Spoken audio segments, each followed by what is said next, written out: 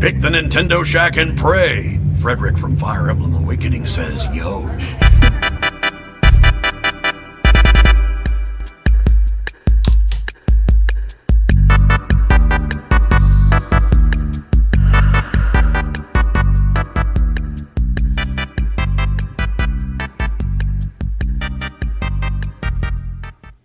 Greetings, Koopalings, and welcome back to the Nintendo Shack. My name is Donnie Reese, and today we record episode 103 of the Nintendo Shack podcast on the PSVG Podcast Network. Caro is with me per usual. We are back together again, starting to settle into our normal cadence. How are you? Normal cadence until we get Thanksgiving and Christmas and all that stuff. And all the games in Pokemon. Yeah, it's been kind of a whirlwind of nothing for me right now, just because I'm waiting for things to come out. I should send you Dragon Quest. Are you done with it? I haven't even started it. I keep thinking about No, please don't. We'll talk about it in a second. Okay. Yeah, Sean Capri says, is Caro eating? I am not. I wish I were. I've got dinner waiting for me after this. We are recording early. If you guys are listening to the podcast version, we are live right now. It is 6:30 in the afternoon Atlanta time. We're recording early. I have a fantasy basketball draft happening in a couple hours, and my fantasy basketball draft is kind of a big deal. Is this NCAA or pro? Pro ball. Like, I'm a very big NBA fan, but my fantasy league has been playing for the better part of 12-ish straight years. Wow, that's a long time. We play for money. We've only replaced maybe 3 or 4 people in that entire time, so it's been kind of the same group. And it's very competitive. It's very competitive. Start like top to bottom of the league. How many people? 8. Okay. So it's an 8-team league. I don't want to get into it, but I mean, it's so not we only really need a sports podcast. We really do. Not only do we play for money to win, right? But if you win, you pick last next year. But if you miss the playoffs, so that would be the 5th position, you pick first.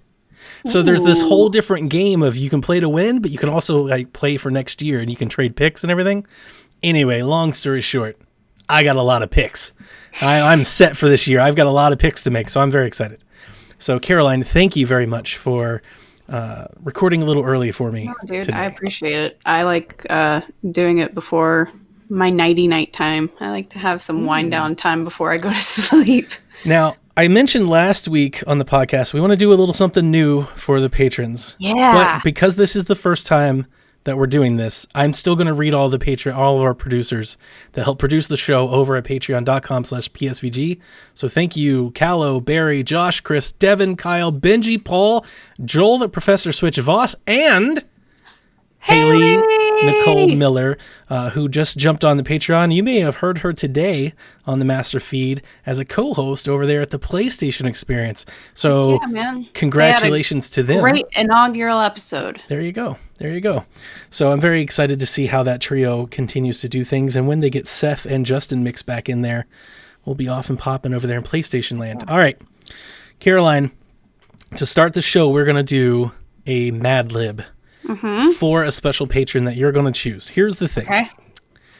Last week I said every week we're going to do a gaming Mad Lib. Thinking in my mind, of course, Mad Libs have been around for 40 years. I'll just type in video game Mad Lib and there'll be thousands for me to choose from. False. I found like 4. So listen here. Week to week, it may not be gaming related. We might just do a Mad Lib. Okay. But I did find one. So Caroline, I need an adjective. An adjective, colorful. Without sounding racist, I need an Italian person's name. Mario. I knew you were going to say that. Well, the other option for me is Luigi. I need an occupation. That's the only other option. Electrician. Oh, this is going to be good. Electrician. I need a verb ending in ing. Oh my gosh. So not a gerund, but an actual verb. Stifling. Stifling. In my mind, I thought you were going to say grinding for some reason. What? Jeez. I need a plant. A plant. A gardenia. It has to be plural, so gardenias. I need an adjective. Another one. My favorite color, turquoise. I need another noun. Computer. I need another noun. We're almost done. Napkin. And I need a patron name. Please pick one of our producers. I'm gonna spin my finger around and whoever it pops on. Chris McElfresh. Chris McElfresh. Here we go. The inaugural patron Mad Lib. Oh my god. Colorful Mario Brothers is a popular video game where you control an electrician as he runs through levels stifling on enemies and eating gardenias to get turquoise and fire flowers so that he or she can throw computers at enemies. He does all of this to save the napkin from the evil Chris McElfresh. Oh, that's amazing. There you go, patrons. Let us know in the Discord, psvg.blog/Discord, if you like Shaq thinks patrons Mad Libs better than Diss on Donnie. That kind of made me... But I'm smiling so That was fantastic, right? This is a good idea. I like it. Hilarious. I love it. Okay. Let's begin the show like we do every week with what we've been up to. Would you like to start or would you like me to start? All right, I'll go first just because my stuff's so short. And you know, the reason I don't want you to give me Dragon Quest is I'm still playing Fire Emblem Three Houses, and I'm not going to divulge into it because I'm still doing my Dimitri route. But in the mail, I have my Southeast Asian physical copy of Doraemon Story of Seasons. It still hasn't gotten here yet, but it passed through customs, and I am just waiting for that dang thing to come here. And today, Limited Run Games just sent out my physical copy of River City Girls, which is a way forward. It's actually a sequel to River City... Gosh, what was it called? Benji River City told me- Ransom? Yes, River City Ransom. Mm-hmm. It's It's a good about game. the girlfriends are going and getting the main characters of River City Ransom back from the Yakuza or whatever they are. So there we go. That's what I'm waiting on. Brian is playing maddening mode for Fire Emblem still, and we kind of I kind of ranted in Discord last week just because it's a troubling thing when you want to play Fire Emblem, but your husband's been playing it for 5 hours straight, and he has no chance of letting up anytime soon. You need a light. You need another system. Then we would have to get another copy of Fire Emblem, and It'd be worth it. we'll see. But yeah, You are definitely getting your money's worth out of this game. for sure. I think You're not only just playing, you're playing every possible different way it is to be played. And Brian's played Black Eagles once normally, and now he's playing it again, Maddening. I don't know why he didn't want to choose another route for Maddening. That's a But he's lot. like, no, I have to save baby Edelgard again. So that's his reasoning. That's all. I know it's not exactly what people want to hear, but it's coming down to the wire with Luigi's Mansion coming out. And, Sean says he's a $5 patron. He should be at the producer level. If it is, it's my mistake, and it could be. I check it like once a month. I check it at the beginning every I thought it month was and try to 10. update. No, it's 5 for the shout-outs, 3 for notes, 10 Ah, for the mailing club. 10 and above, you get the mailing stuff. You get shirts and stickers and stuff like that. snap, called Sorry, out. Sean Capri. If I left you off, man, we'll definitely make sure we fix that and get you into the next one. We'll definitely sure. rectify that mistake. I'm But 5 too. that's but- all me. Just blame that all on me. That's all my fault. Anyway, what have you been playing? I've been playing a lot of things, but Yeah. before we talk about what I've been playing, I talk about what I did. So I haven't been playing as much. I played a lot in the last 24 hours. I didn't play anything since last show because this weekend was like weekend getaway with the wife. We had concert tickets and it was supposed to be awesome. We're going to go to Nashville. Yeah. It was still great. I got real excited because early last week, I'm planning on going to Nashville this weekend, and I see this tweet from Sean Capri talking about he's got to take a red-eye flight to Nashville. No way. So I was like, I slid into Sean's DMs. Hey, Sean, what are you going to you Nashville doing? for? What are you doing? So he tells me he's there for work. So I was like, we have to meet each other. Like, this has to happen. The trip was kind of a bust. The band singer got super sick. He collapsed. I saw that you posted that, yeah. And he collapsed on stage in New Orleans, so they canceled the Nashville show. They canceled the Philadelphia show. They canceled the next show. So, woe is me. There are worse cities to be stranded in with nothing to do than Nashville. So, we went down Broadway and, saw all the bars and listened to all the singers. And we did find a beercade where we went in there. And it was all dolled up in Stranger Things. The entire place was meant to look like Hawkins. Oh, my God. I would die. I should have bought you a shirt. They had the best shirt, but they didn't have a man size. It said Hawkins Arcade, all Stranger Things. That's amazing. It was good. And we played like the original Donkey Kong. We played Miss Pac-Man. We played Paperboy. We played WWE Superstars. We played all Wayne Gretzky's. They have all those cabinets? Yeah, cabinet games. And, we drank and we had fun. And, we had a hotel room. So it's not, there were good things that happened, but it sucks. I went there for the concert, and it just kind of blew up on us. Also, we found other things to do. We tried to go on like a scary horror tour where like they chase you through the maze, but they were sold out. Everything was sold out, and it was a Sunday night. Yeah. But the next day we had plans to eat with one Sean Capri, which we did. He actually like wasn't in Nashville.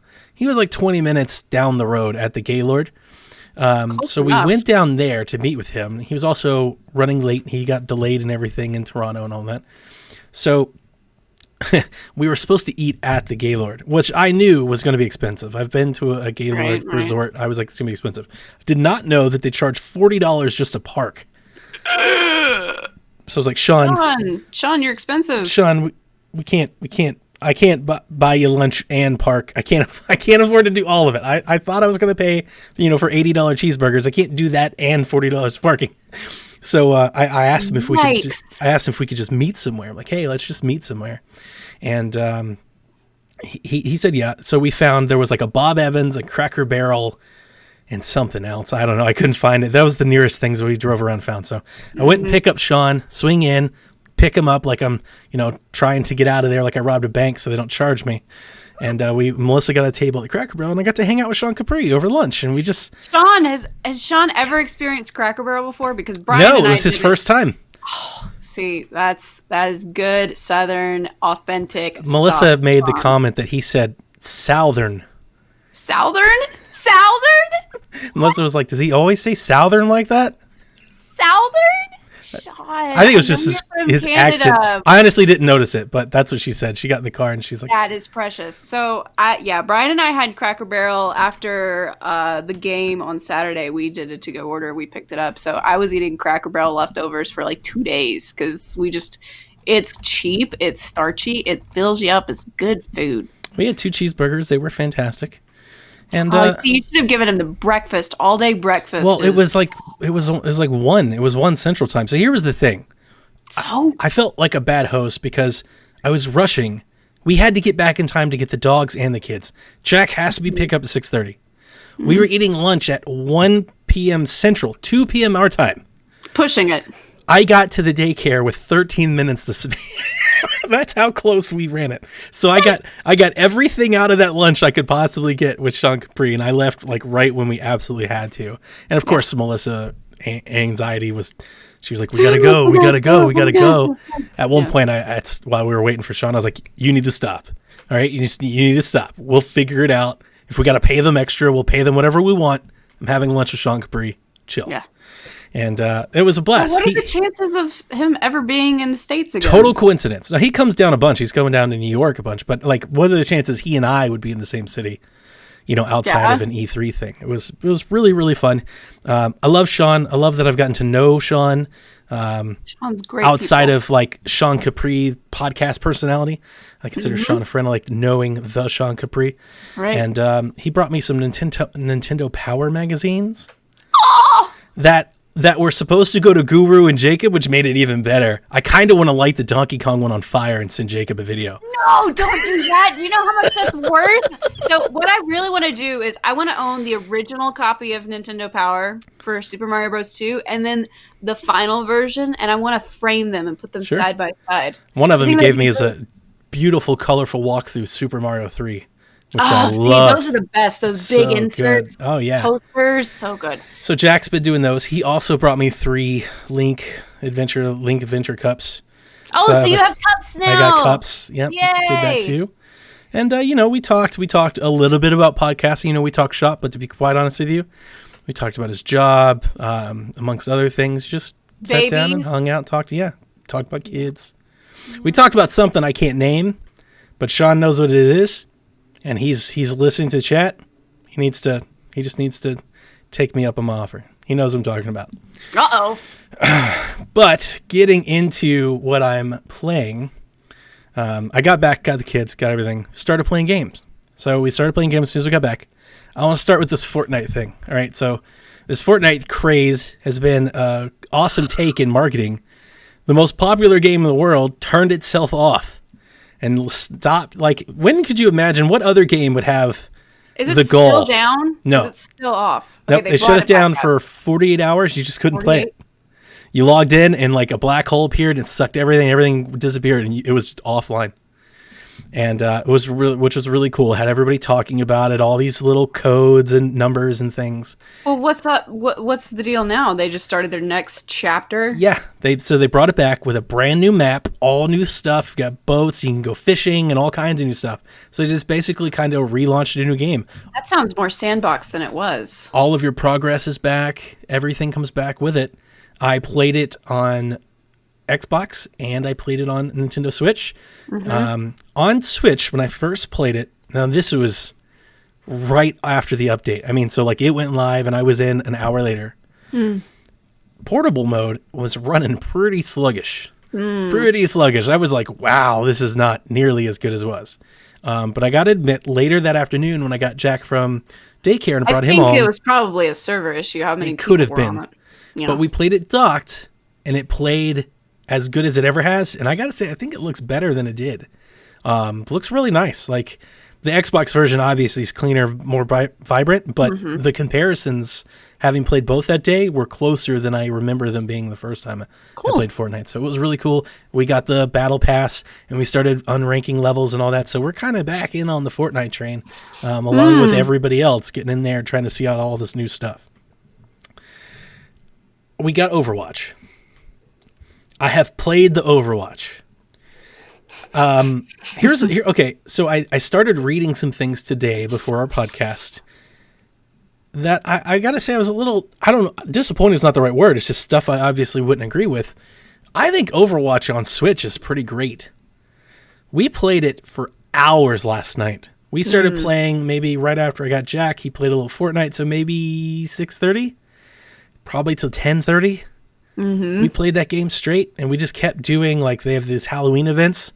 So it was like a horde mode. We played a lot of that. We played, not Capture the Flag, but they had something else like that. We played that, and then we played some deathmatch, and we also did the training, and we did the tutorials. We did all of that. We played with a bunch of different characters, trying to figure out who we liked and what we liked to do. Well, who do you guys like? So Jack, 100%, without even trying the game, is sold on Reaper. He just saw him, and he's like, that is the coolest guy I have ever seen, and he is committed to playing that person.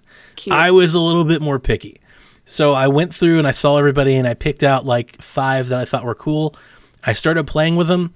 I don't like playing the support character nearly as much. I thought I would like Bridget. Bridget has cool, like, melee. She, like, flails a mace. She's a new one that I don't know.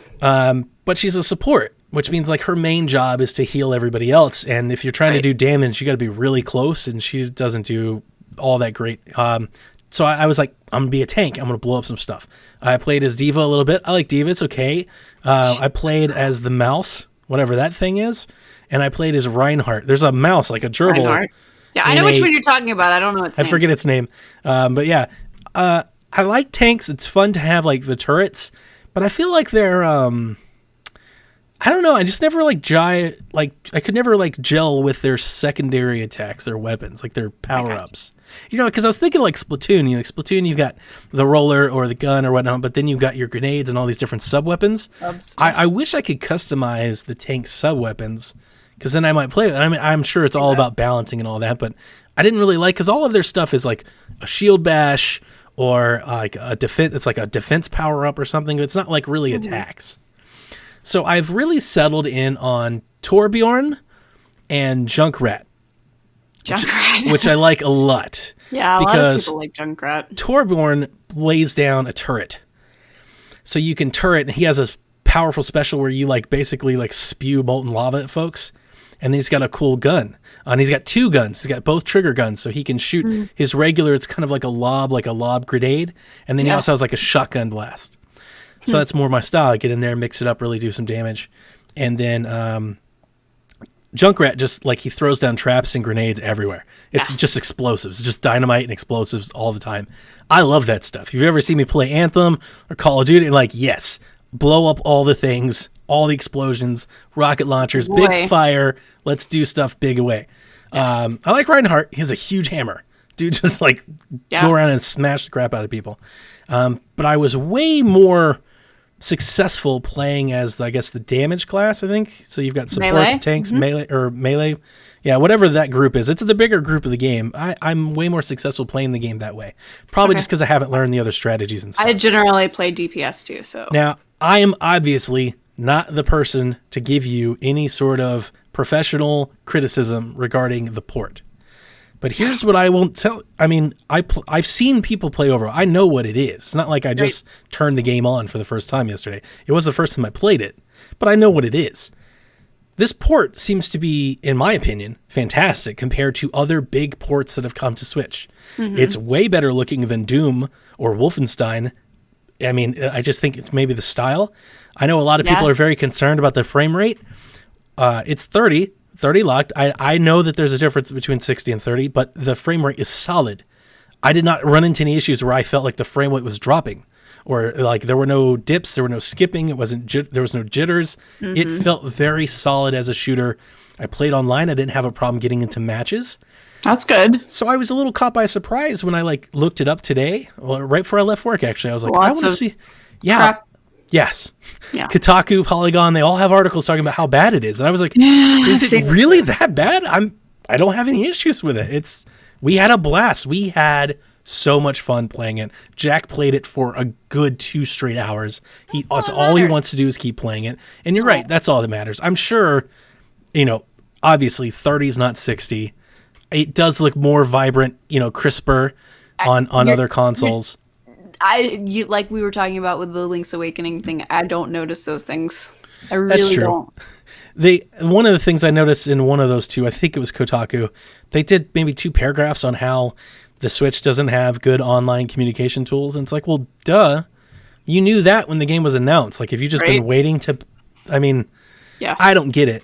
I think what I was doing when I was playing it was comparing it to other ports of big games that have come. Right. And considering how big of a game Overwatch is, not only just in fan reception, but it's an online team-based shooter. Yeah. You got to shoot, like, a lot of things are happening, a lot of explosions. If anything, that's what I was caught by. I didn't realize how fast the game was. It's pretty quick. Yeah, people are flying around, jumping. I was like, oh man, I was getting like Unreal Tournament vibes. I'm looking up, down, around, spinning, just throwing. And I think that's why I like their grenade people. Why do you think it makes me sick? Just try to blow up stuff. Because Lord knows I'm not good enough to headshot everybody. So let's just drop bombs. Yet. But we had a blast. I got to tell you, we had a blast. I love the Halloween event. I wish that type of stuff was up all the time. I know. I love events and games. They have all these skins. Forward to a lot I got Jack a Reaper skin of it's just a jack-o'-lantern and all of this goth cool stuff. And Jack was like, that's super awesome. And he just wanted to play more like that. So, I mean, I know it's been a long time coming. We've talked about Overwatch forever. I could have played it on Xbox and PlayStation time and time ago. These aren't my games. I'm pretty sure I won't play it every week. It's like it doesn't do it for me. But Jack will, and that's why I bought it. And I have no regrets from playing it the first day. I was like, this is everything I thought I could have hoped for. It doesn't even really look all that fuzzy. I did see a side-by-side comparison. It's definitely less detailed.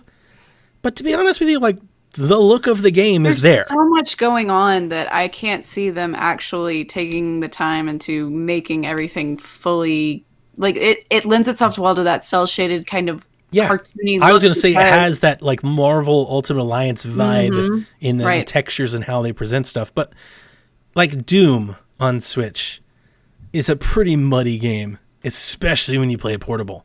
This game looks great when you play it portable. I was like, no, I see everything that's happening. I don't have a problem with like distance in the maps or anything. I played it portably and on dock, and I had a great time with it. That's all I can really tell you. It's all that matters. Yeah, we had a blast. We had an absolute blast with that one. I did pick up Darksiders 2 with my eBay coupon I earned. It came in over the weekend. I did play it. I played through the intro.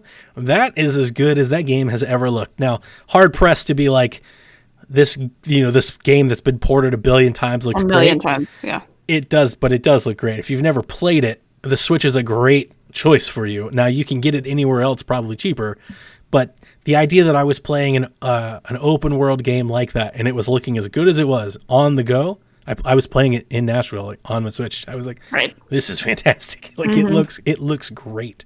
It looks, I'm sure, special collector's edition like they do.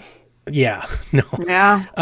I'm sure if I did like a real side-by-side comparison, maybe there's something there to find, but I mean, I've seen the definitive edition. I have it on Xbox.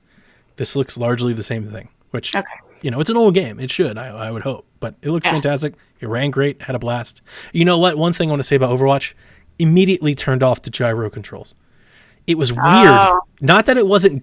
I can't do it either. I can't do it in Splatoon, and people are like, you should only play Splatoon with gyro controls. I'm one of those people. I can't. I have changed from the Switch, but here's the thing. It's interesting.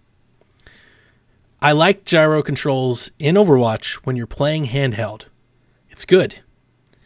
But when I turned the game on, gyro controls were on by default. We were playing docked, and I had a Pro controller, and the gyro controls felt everywhere.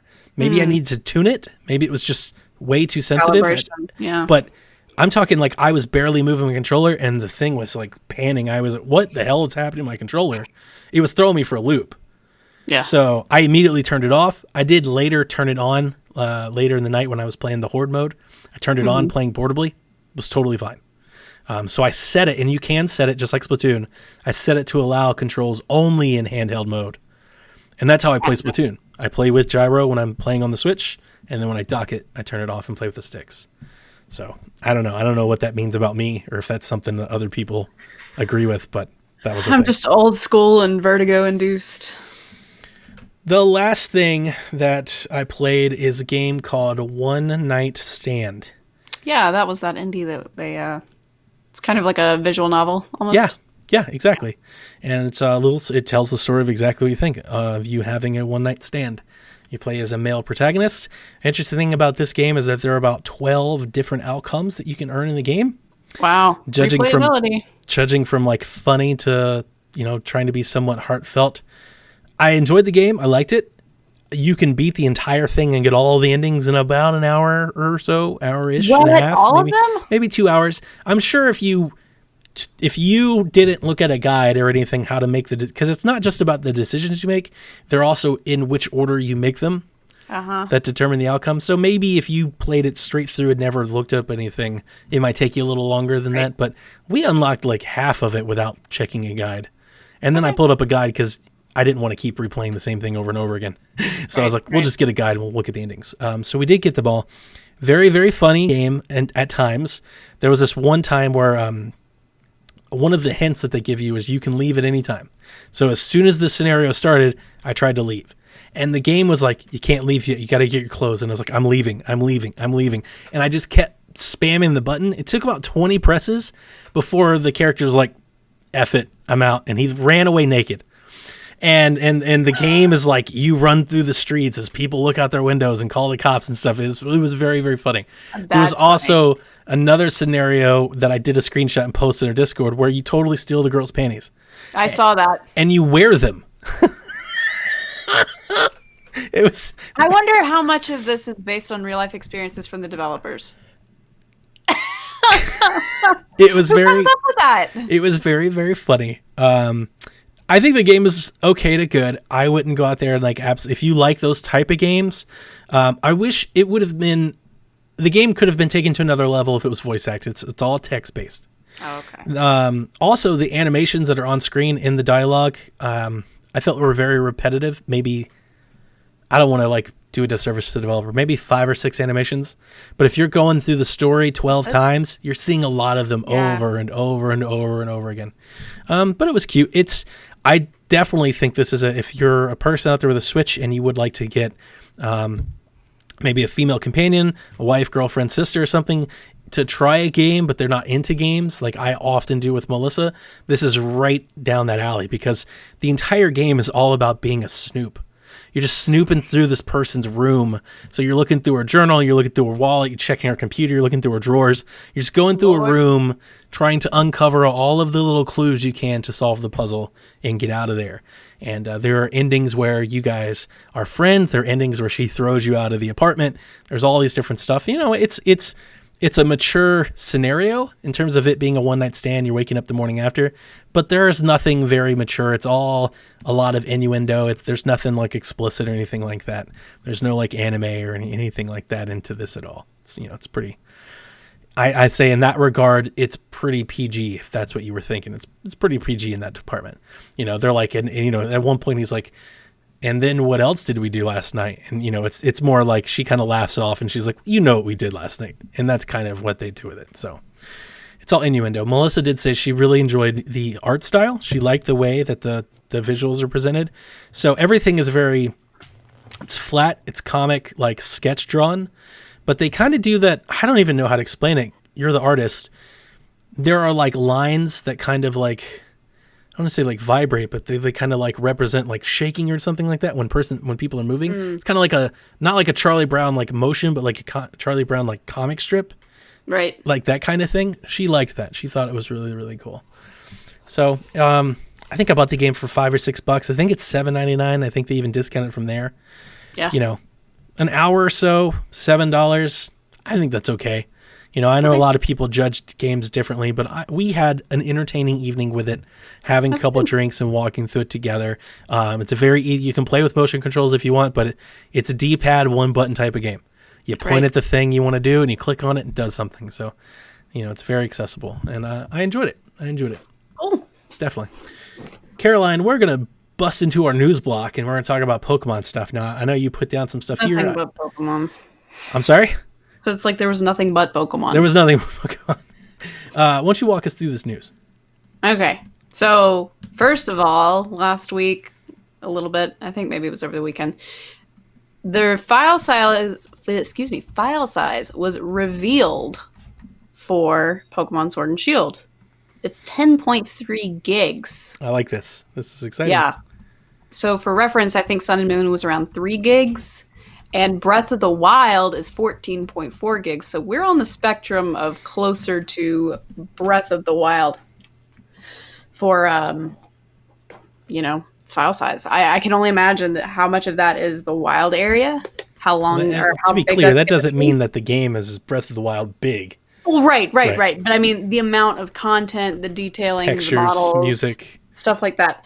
And people are complaining that, that not all the Pokemon are in there. Can you imagine if they put all 850, almost 900 Pokemon in there, how much more that would be? Mm-hmm. It's kind of crazy. I'm very excited to play this game, which everybody knows. That's not news. But I'm very excited to play it after having, like, the discussion leading up to this game has been what I want to say so negative. You know, like either you don't like Pokemon or even the Pokemon fans themselves are not happy with all the decisions that they're making. But, I mean, I'm expecting a hit. Maybe that's just like crazy optimism, but I've been saying this the entire time. Everything they're showing me, everything that I'm seeing with their little open worlds and all the new things that they're doing, I'm expecting everybody to love this game once they actually play it. And, Maybe I'm just setting myself up for failure. Maybe it doesn't do that at all. Maybe by the time we play it, everybody just feels like it's a huge letdown. But I'm really excited about it. Yeah, sorry, no, it's okay. My charger. We were talking about earlier before. My charger was smoking before, and there was like an electrical sizzle, and then I realized that it completely died while we were charging. I was like, oh my God, there's like 20% left on my battery. It's going to die in 10 minutes. And I texted Brian. I said, can you bring me the other charger, please? So I've been fumbling through. And crisis averted. But yeah, I'm curious as to, do we know what it's going to be docked at this point, or do we know? I haven't seen any definitive stuff on that. Okay, so I'm wondering if it's maybe a 1080p game docked. How much? Because Breath of the Wild was 720p docked. Is that what it was, or 720p across the board? I can't remember. No, it was 1080p. Okay, well, I don't feel like that's right. Ooh, fact I don't check. know. Keep going. So, but anyway, I'm wondering how much of this is for graphics. 900p docked. Okay, that makes more sense. I think that sounds about right. How much of this is graphics? How much of this is content?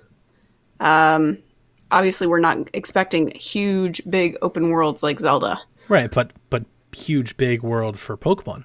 Yes. We've never seen anything like this. I mean, this is 3 times as much as Sun and Moon was. And I'm excited. I think Let's Go, they said, was less than 5 gigs. So, I mean, this is doubling the size of the Let's Go carts from last year. Yeah. It's great. Yeah, it's exciting. And I mean, I know Let's Go technically has the mantle, but I'm excited to see what a mainline Pokemon game without all the gimmicks and stuff feels like on a home television again. Yeah. And I don't know. Maybe I'm just over. I realize I'm Pokemon Homer. It's one of my favorite games in the Nintendo library, so I get it. But I'm really, really excited for Pokemon Sword and Shield, and that has not wavered at all. I don't even like the legendaries, and I'm still very, very excited to sit down and play this game. We'll talk about it in a second. My excitement would be through the roof if I could get some, some news. Evolution news about the starters. Tell me about this Pokemon Go event. Pokemon Go. Brian and I are going to be doing this because he still does Pokemon Go to an extent, not as much as I do. But I don't do it as much as he does. Okay.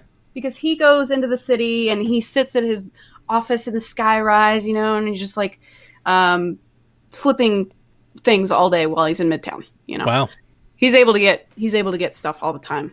But they are having a Halloween event starting October 17th. So if you're listening to this right now, it is live 2 p.m. Eastern, 11 a.m. Pacific time. I think that's correct. Anyway, it's live. It's going to go through the end of October, I believe.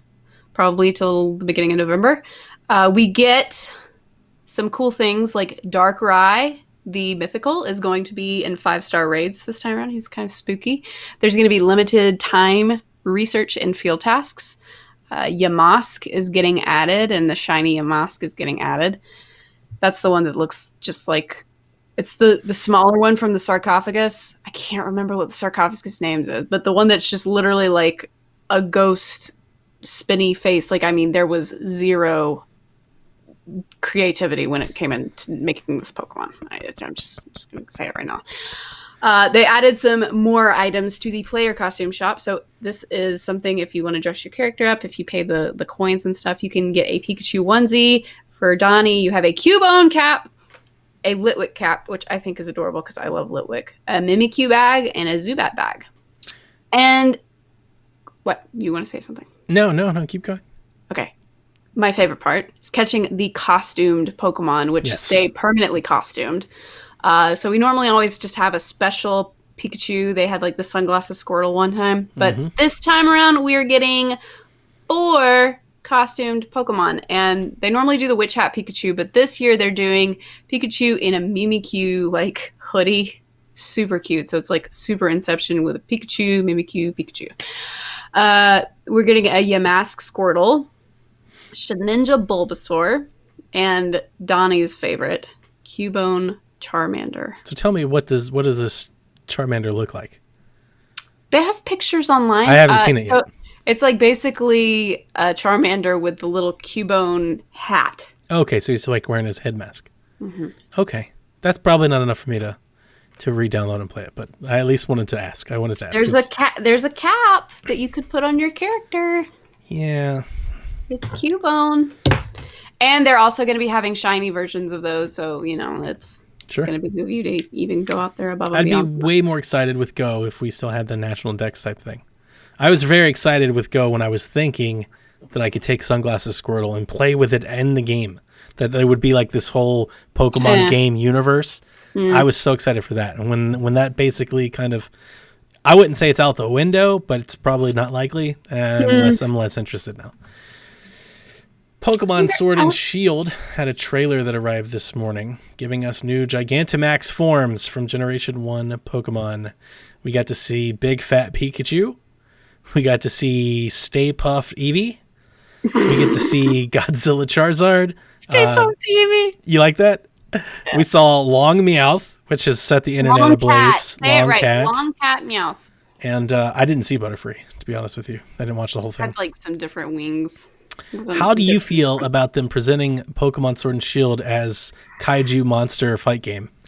Because it's starting to, the more and more they lean into this gimmick, I'm like, is this what we're going to be doing the whole time? I don't care. I don't care.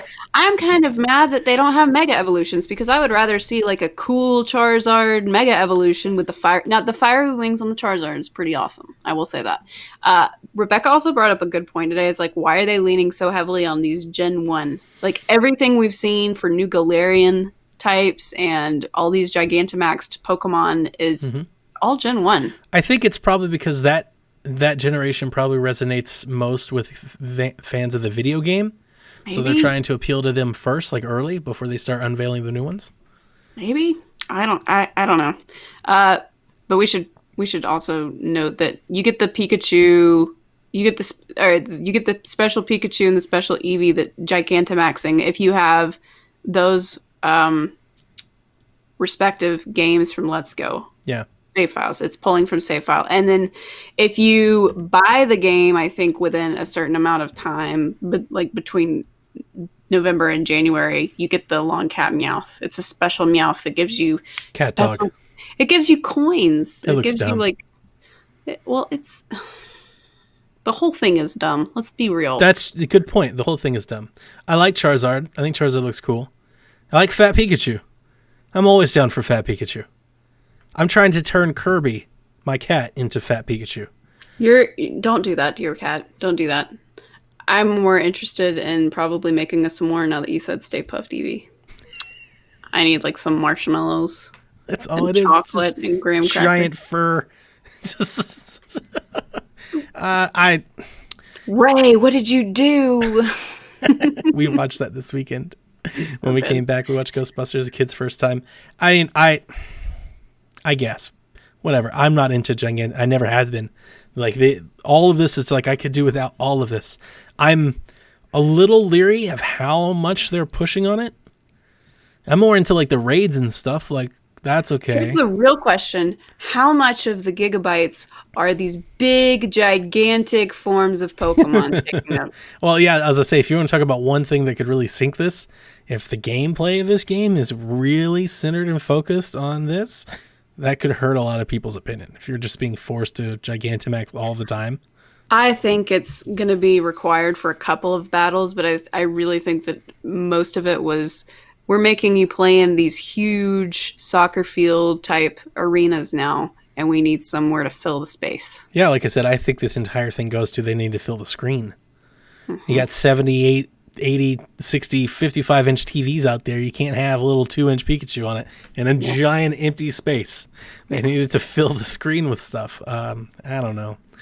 I'm not sold. I mean, they tweeted about this. Every time they tweet, people get excited, and then we get Galarian Ponyta and Fat Pikachu. Well, the Galarian Ponyta I was excited about, okay? But you weren't excited to watch that for 24 hours for it. When I realized what was happening, I started to get a little bit pumped. But don't tell me that this is coming out at 6 a.m. Pacific time, and I make sure that I'm awake for a 3-minute uploaded video of Big Boys. I did watch the trailer a little bit. I scrubbed through it once it came out, but I didn't watch it and get up for it because this all leaked in Korokoro overnight anyway. I was up late last night. If you see my Twitter, it was like 2 a.m. And there were people with pictures like Korokoro cover that had the Stay Puft Eevee on it. I was like, oh, that's it tomorrow. It's already on the covers and stuff. Okay, that's it. That's boring. So you could say I had low expectations because when Kyle was posting and the trailers and everything, I was like, yeah, it's not that big of a deal. So I'm not going to watch the trailer. I've already seen it. I get it. Big Charizard. Got it. The Charizard with the flaming wings was the best part, I will say. Yeah, that's gonna be good. And I want to see all the big attacks and stuff. That is the one thing that I kind of like. If they're like Z moves, I'll be there for it. Yeah. If they have big, cool explosions type stuff that they get to do, then sure. If they're just big, giant Pokemon doing the exact animation and same attacks as the other ones, that's not cool. Right. That's when I'm going to come on the Nintendo Shack and kill it for that. I think it's going to be more like the Z moves. Because dude, the Z moves were awesome. They were really cool. I liked having all of my Z crystals. Yeah. It was dumb to watch the Power Ranger type thing to do it. That's okay. I'm okay with Pokemon being a little dumb. Mm-hmm. But the Z moves were awesome. I liked it. Yeah. All right, let's get into our Shack questions direct from you. And we have a question that comes in from the Backlog Odyssey. If Nintendo was to take any indie dev under their wing and allow them to develop any first-party Nintendo game, like they did with, he says, kind of like they did with Brace Yourself Games and Cadence of Hyrule, which studio and game would you pick? WayForward does good stuff, and I think they've already kind of just they did River City Girls, which is the River City Ransom thing. I would definitely give them the reins to something. They make amazing, cool, somewhat retro stuff. I'd like to see, especially those sprite works that they've done with Shantae for Risky's Revenge and Pirate's Curse before they've done this 2D animated style for Half Genie Hero. I would like to see something retrified WayForward way. What would it? But you don't know what? I don't know. I mean, I have an answer, and my answer I think is super easy. But I think it's the good answer. I don't know what game I would give them. Oh, I don't know. Yeah, that's the issue. Well, that's the issue why I wouldn't pick them, because I don't know what game to give them. I don't know if I'd like them. I wouldn't want to give them Mario. I give them Donkey Kong. Yeah, that would be a nice style, especially. It'd be cool to see what they could do with Donkey Kong Country. Mm-hmm. I'd be okay with that. That'd be kind of neat. My answer was going to be either Moon Studios, which is the Ori team, right, or Team Cherry, which is the Hollow Knight game. Okay. And you obviously give them Metroid. Yeah. And they'll make a better Metroid game than we've had in decades. Mm-hmm. And I like Prime. Don't get me wrong. I like Prime. Prime is awesome. But Metroid, like the Metroid game, when you say Metroid, the game that it's known for, the genre that it spawns, Ori and Hollow Knight do that way better than even Prime did. So give Metroid to one of those games and just do that. That's the thing. Instead of always constantly trying to reboot things and make it, just give it to people that already know how to do it, Give Star Fox to the team over there at Ubisoft and let them do their thing with it. Give Metroid to somebody that can make a really awesome Metroidvania game and let them make you money. They're making you money. Let them do it. Money. Which does bring me to an interesting thing. A thought, at least. I wanted to bring this up. So Town, released today or tomorrow, right? The reviews hit today. And they're middling, which is okay. You can love yourself a good 6. I'm not saying review scores are the greatest thing, but the point I wanted to kind of make off of this question was IP matters a lot.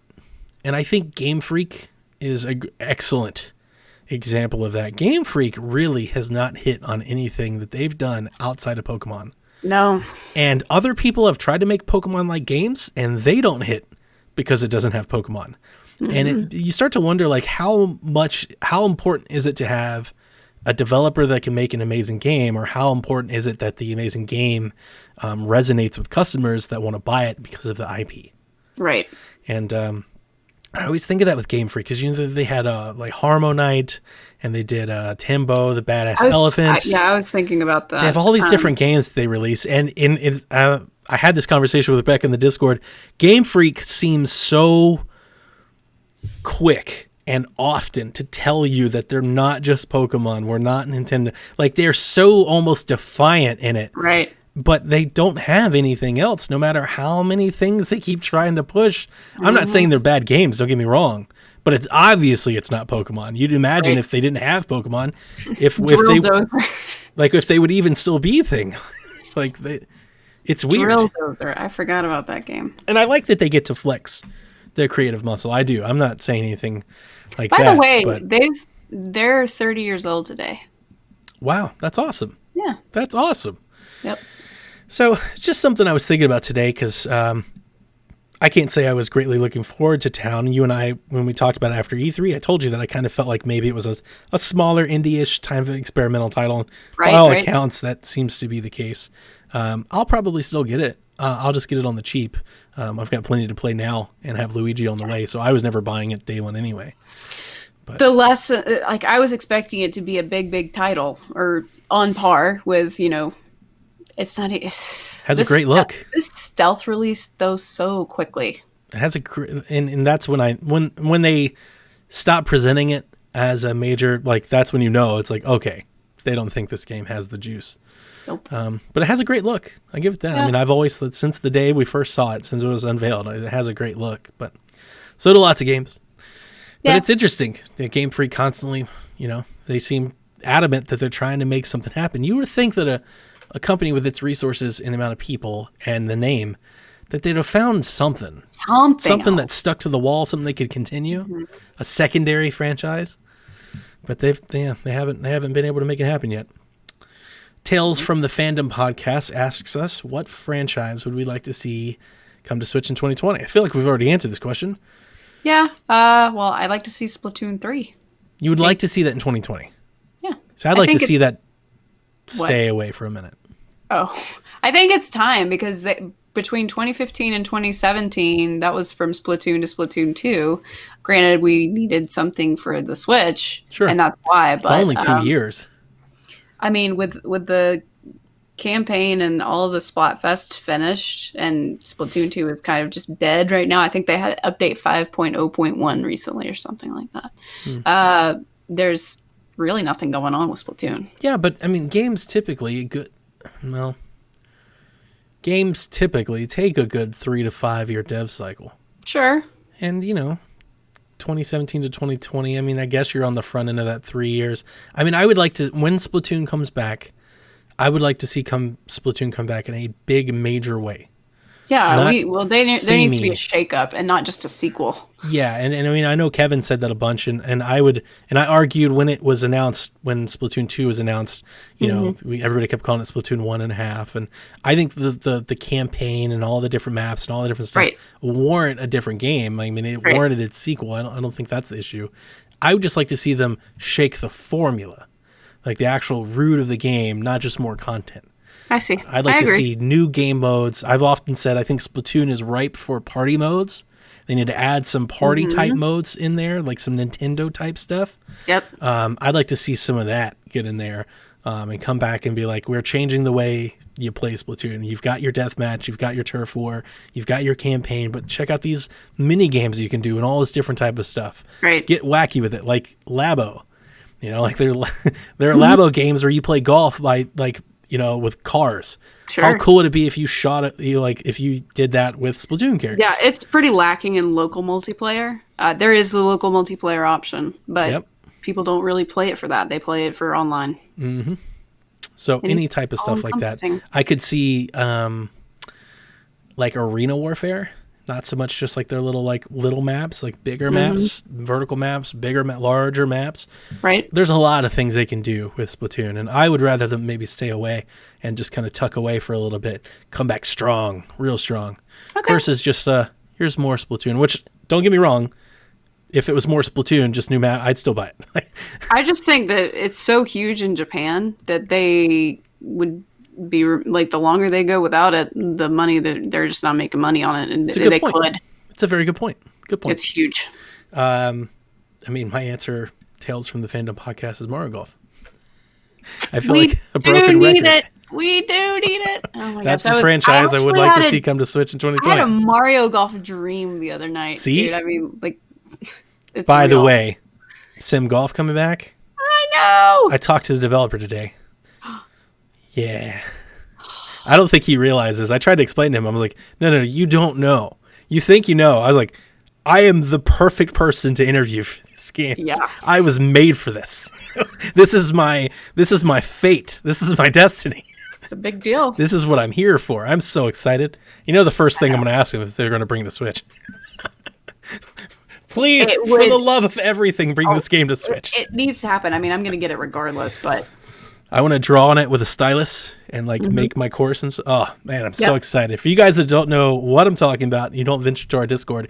There is a game announced by, I want to say, and I'm not even certain on this, but from reading their blog post, this was my impression. Team members of the Sims golf game all the way back in the day from like the 90s. Yep. That are making a new game. It's a spiritual successor called Golftopia, and it's coming to Steam. And I found this game because I am Sims Golf. Like how many people out there are even looking for this? This is me. I find this game and I lost my mind. I'm worried because this is kind of the same thing that happened with Yooka-Laylee. It was the people that did the Banjo-Kazooie games. Point. And then yeah. Yuka was kind of it fell flat in my opinion. Sure. So we'll see. I don't think you can make up you cannot mess up golf management though. The footage that I saw, I would say, was very promising. I love the style of the visuals. Now they're making it zany, and I know that comes with like if you're a purist, you're like, wait a minute, I don't like this sci-fi stuff. But as I was explaining to Kevin, he was like tower defense. I think the tower defense is just like weed control. So instead of hiring your groundskeepers, you're like hiring towers. Yeah, I think that's totally okay. Like I was like, that's towers just like laser. Yes, while you're golfing, I was like, that's video games. Like that's what video games. That's amazing. I'm totally down for. It's pretty good. Oh, I'm excited. Anyway, getting on. C. Bennett comes up with an excellent question. Where does Smash Bros go after Smash Ultimate? They don't. They literally just keep adding things or basically updating the same game. Just Street Fighter 2 it. The Street Fighter 2 is on everything forever. I'm okay with that. Pretty much bring back trophies. Or at least add, a little blurb about where they're from. Have you played the home run mode or anything? No. See, I've been playing that. Did they add home run back into it? Yeah. Okay, see, like I said, I haven't put it back in since, Dragon Quest Hero got added, so. I'm waiting for Shantae. See, Bennett, I don't know what they do with it. I mean, if they ever try to release another Smash Brothers game that's not Smash Ultimate, it's immediately going to be met with, but Smash Ultimate was Ultimate. It was better. Yeah. And I don't know how they get away from that. Yeah. They got to change the way it looks or plays, and that's going to make people really angry. You can't do that. Yeah, you nerf somebody or buff somebody else. Maybe they make a 3D Smash Fighter. Oh, I don't know if I'd like that. I think everybody cringes when they hear that. I'm just saying it to offer some sort of, I don't know. You just keep re-releasing Smash Ultimate over and over again. Sakurai rest. But what's he going to do? He's got to do something. He can make new characters all the time. He should just be like the PR representative, be like, hello, we'd like to have your character in Smash. Let me make it. You got to worry, like, these licensing deals that they have. Like, are they licensing these folks with the intention of, we have the ability to publish Smash Ultimate indefinitely? Or, like, is there going to be a day on Switch 4.5, Switch 360 in 2029, where, like, Snake just disappears from Smash Ultimate because the licensing ran out. Lose their minds. Yeah, I don't know. Licensing is a tricky thing, and I would hope that good to answer that. I would hope with the emphasis that they put on Smash Ultimate of this being it, I would hope that Nintendo was wise enough to like, look, we need access to this character forever. Yeah. We are licensing to put Snake in our Smash Bros. Game. We won't put him in anything else. If there won't be a sequel, but for as long as we want to have Smash Ultimate, he will be here. I'm hoping that's the approach. And you got to think it is, right? Makes sense. I mean, the Sakurai said this was like Iwata's like last assignment to make the most ultimate version of Smash ever. Mm-hmm. I mean, it is. It's the best version by far. It's everything. So I agree. I don't know. JC writes in, I wish Nintendo interacted with its community and fans more than they currently do. Would we make any changes to how Nintendo currently communicates with its customers? I would bring back the hotline where you're calling in and getting tips. You would not. Totally would. I think that was a great, can you imagine this day and age? Like, hey, I can't do it anymore. I can't do this. There's a billion websites and guides. I know, but it would be at least, didn't they bring that back for like a novelty one day where it's like you can call the hotline and it was like some sort of message from Reggie or something on. I have no idea. Did I make I that don't up? know. Yeah, I haven't. I'm not aware of that. I think it happened within recent years, like maybe 2013 or something. And you Okay. could call the hotline and there was a Cool. message from Nintendo or something. I don't know. This I don't seems to be not taking a stab at JC's question, but this seems to be a revolving topic almost every time any company ever speaks, has a presentation, steps in dog poop, or goes silent. It's like there's nothing that anybody can do without often being. I don't know. It's like there's a million. I mean, I guess this is just the internet. There's a million armchair quarterbacks in all facets that all think that they can do it better. So I'm going to stick up for Nintendo in this regard. I think Nintendo communicates with its customers The right amount. as best as I think anybody can, as good as they can. I think directs are Otherwise, great. you have people that are going to say something and leak something, and it's They have PR nightmare. They have their podcast, which I'm not a fan of personally, but they have it. It's an avenue to talk to their customers that want to listen. I mean, directs have changed the way the entire industry communicates with customers. They still have, they have their websites, all of their big games, get all of their information out there. Their Twitter account, pushes stuff. I follow a bunch of the Treehouse people on Twitter too. Yeah, I think they do a great job. I would love to see. I mean, I can't even say I'd love to see more personalities because, I mean, they've got, was it Kit and Krista, right? Or the folks that do like their YouTube channel and their podcast and that stuff. Oh, yeah. They've got them. I would like to see more. I would like to hear, I mean, like, what I would do? I would bring back Iwata's Asks. That's what I'm ultimately trying to say, is I would like to hear from more developers on their games. Good. I think the Iwata Asks were an excellent deep dive into their stuff, and I think that is lacking right now.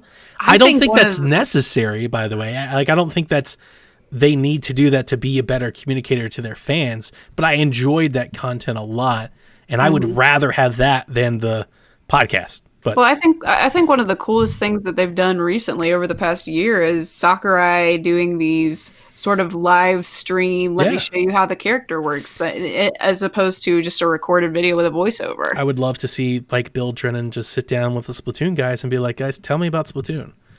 I'm totally there for that. That's one little area that I would, because we've talked about it, PlayStation does such a good job promoting and marketing their developers that a lot of, like, if you're a video game fan, a lot of them by first name. Yeah. That's an area that Nintendo could improve upon and maybe build more fandom. But at the same time, I also think the not being as well known and kind of having the veil also provides there's trade-offs there, not being so out there in front of things. There are pros and cons of both. I agree. I think they do a really good job of communicating with their customers. I mean, I don't think I've ever felt, just completely confused. Yeah. They should help Game Freak maybe get in there and kind of help them out a little bit. There's a lot of other little people that need help. I would have rather, if we took all of this Pokemon Sword and Shield stuff that's been happening, if you take all of it and you just put it into one direct that they did like right now, I would have rather had that. A 30-minute direct. Just give me. It could have been 5 minutes. They could have done the Galarian forms. They could have done the starters. They could have done all of it. Done the Ponyta, the Gigantamax, all the things that we already know. That could have been a 5-minute direct. And if they did it like that, I'd be way more excited about it. They're literally trying to keep something new coming out every 2 weeks. They're trying to keep everybody thinking about it.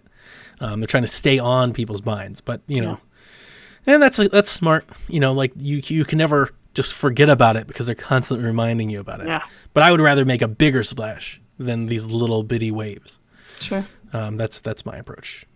But Caroline, that'll do it. I gotta go draft basketball players to play for my fantasy mythical, not a real thing basketball team. Whatever floats your boat. Thanks for hanging out with me. Yeah, man. Enjoy. Like doing it every week. Yeah, it's good. I miss it because I told you this before we started. Because of the Nashville thing, because of being on a clock with with Sean Capri, because of the concert, because of the traveling, I felt very disconnected and kind of away. Yeah. And then yesterday I get all these games and I'm trying to play them all and stuff, and that was like my first time. Yeah. And then like this past hour that I've spent with you feels like the first time I've been able to grounded. Breathe. Yeah. In a few days. I'm like, it's a good thing. And it's very. This was good to do before my draft. It's very relaxing. I'm enjoying it. Yeah. So that'll do it for this week over here in the Nintendo Shack. A little early show. Hope you enjoy it. Caroline, you got anything you want to say or plug? No. Still playing the WoW streams, all that? Yeah. I haven't streamed like much at all. I haven't streamed at all this week. Oh, really? I've just kind of been in a funk. I think I'm just in the middle of, I'm waiting for new things to come out and I'm replaying the same thing, and I don't want to come off as stale from playing Fire Emblem again. And I don't think your fans I think your fans are there for that. I think they want to. I mean, I don't want to speak for them, but I think your stream followers, they'd like to see Brian play it again. Brian. I think they'd all be for that. Yeah, you could be in the background for. It all depends on when he's free. He's going to be in court till 9:00 tomorrow night. Really? Mm-hmm. Wow. Magistrate court. Oh. They start at 6 p.m. Yep. Melissa's leaving tomorrow on a church retreat for the weekend, so I'm home alone with the kids. Be lots of pizza ordering. Spooky movies. Lots of pizza. No, I don't like spooky movies. You saw what I did, Victoria. I put on Paranormal Activity. She was good. Terrified. I'm glad she got out of it. I was terrified. I was so terrified. Scared. I was terrified as a kid from, I can't even remember what movie it was. It was something where maggots were crawling out of skin, and it just terrified me. Oh, there's a lot of movies like that. Yeah. So I don't do horror. I don't know. Freddy like cuts himself and maggots come out once. I was literally like 8. Yeah, that's a good time. That's when I started watching all my movies before that. Yeah. But I've had a lot of fun. She said she wanted to watch them, so I started small, started with some classics, some old ones, and every one she was like, "This is stupid. This is not scary. This isn't scary. Science isn't scary." Evil Dead. No, we didn't do that. I did Night of the Living Dead, Poltergeist, which I thought was a good one. You know, for Poltergeist doesn't scare me. A younger one. Well, I haven't watched it in some years. It definitely shows its age. It's almost hilarious. Oh, yeah. She made so much fun of it, and I was like, all right. Paranormal Activity, it's not too bad. You saw the picture. She's just like... Yeah. Nope. No, thank you. She got up and left the room at one point. Poor child. So I paused the movie, and she came... It was like during like a tense moment, and she was like, why did you pause? I was like, no, I don't want you to miss it. She's like, I got it because I didn't want to see it. Bless her heart. But she's still there. She hasn't quit. She said she doesn't not like them. Did I tell you her reasoning? Mm-mm. She said she wants to learn how to watch scary movies because boys like scary movies. And if she wants to go on dates, then she'll have to like, she's almost like learning to like them. She's trying to condition herself. That sounds like my sister with football. It's like training. Yeah. All right. That'll do it for us this week on the Nintendo Shack. We will see you next week. We don't have any like new games come out, so we'll talk more about Overwatch. I should be playing stuff. something new by then. There we go. There you go. Caroline's gonna get something new, and I probably still won't play Dragon Quest. So it's just begging to be in my hands. I'll send it your way. You'll play it more than I will, I guess. Oh yeah. I want to play it. I don't think I'm gonna play it before Luigi. I don't see how. There's like 2 weeks. I got all these movies. No and way. Stuff. Yeah, it's gonna be like maybe after Pokemon. Maybe I'll finally get to it. Christmas break. That'll do it. Good night, Kooplings. Bye.